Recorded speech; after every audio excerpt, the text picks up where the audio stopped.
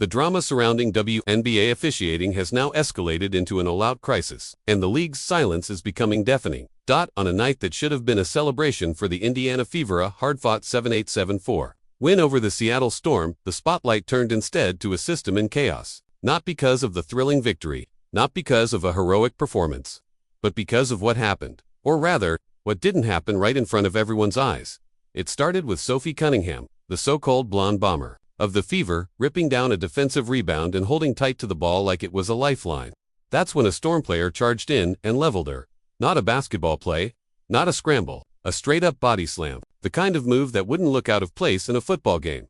The referee, he just stood there, no whistle, no foul, no nothing. He watched the play like he was just another fan. And that was the moment Caitlin Clark, still sidelined with a groin injury, couldn't hold it in any longer. "You were right in front of her," she shouted from the bench, her voice cutting through the confusion like a knife. "Why didn't you call it?" It was a question that echoed through the arena and across the WNBA landscape. Because it wasn't just a missed call, it was a mirror held up to everything wrong with officiating in the league today. Clark's rage wasn't performative, it was raw. It was real. And it came after weeks of watching her teammates herself, included, get hacked, shoved, body checked, and bruised without protection or justice. This wasn't about one moment, it was about every moment. This was frustration that had been building all season long, finally spilling out in front of thousands. What happened to Sophie Cunningham wasn't isolated, and what Clark screamed wasn't just an outburst. It was a rallying cry, a warning siren, a declaration that the system is broken, and that the players are done being silent.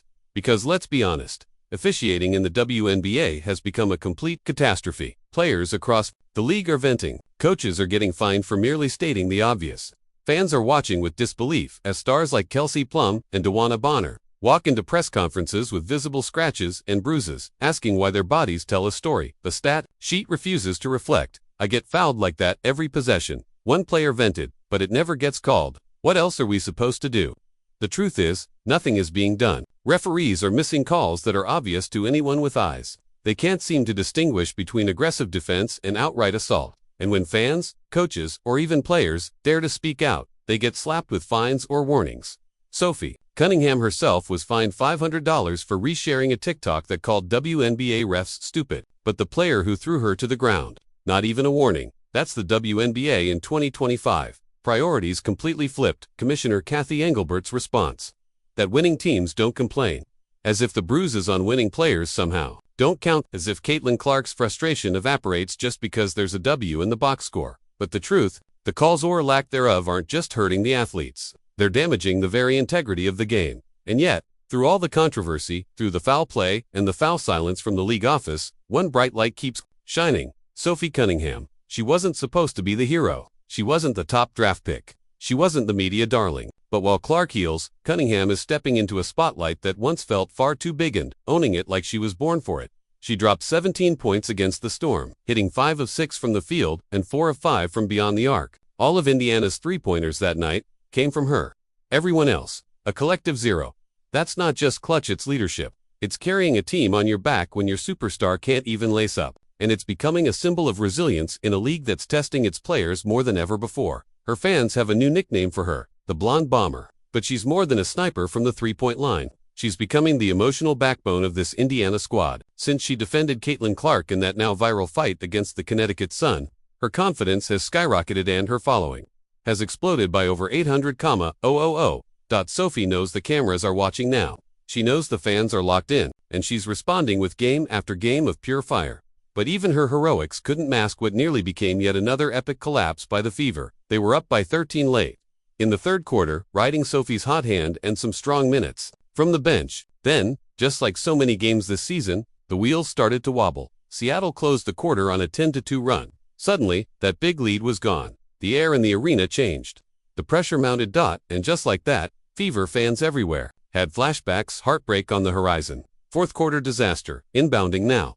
The Storm got within 1 point with just over 3 minutes remaining. One more missed shot, one more blown rotation, and this whole thing could have unraveled again. But somehow, Indiana held on.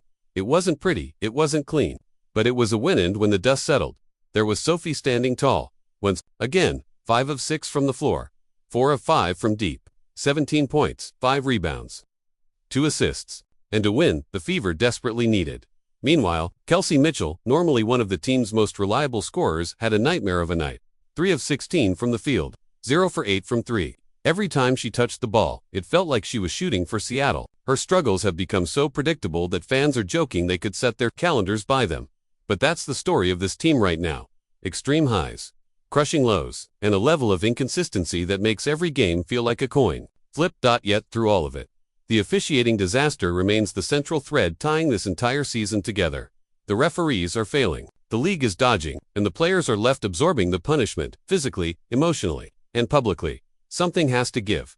Because when the biggest star in your league is sidelined, screaming from the bench, and your new fan favorite is being tackled without recourse, it's no longer about growing pains. It's about credibility. It's about safety. And it's about whether this league can evolve before it implodes under its own mismanagement. Sophie Cunningham's rise is thrilling. Caitlin Clark's fury is justified. And the Indiana Fever, they're clinging to wins by the skin of their teeth. But unless the WNBA addresses the real issue, unless officiating standards improve, these stories won't end in championships, they'll end in injuries, controversies, and regrets. Your voice matters. What do you think the WNBA should do about the officiating crisis? Should players like Caitlin Clark speak out more? And is Sophie Cunningham becoming the unexpected MVP of this team? Drop your thoughts in the comments. Smash that like button if you're sick of refs ruining the game. And don't forget to subscribe for more raw, dramatic breakdowns of the WNBA's wildest moments.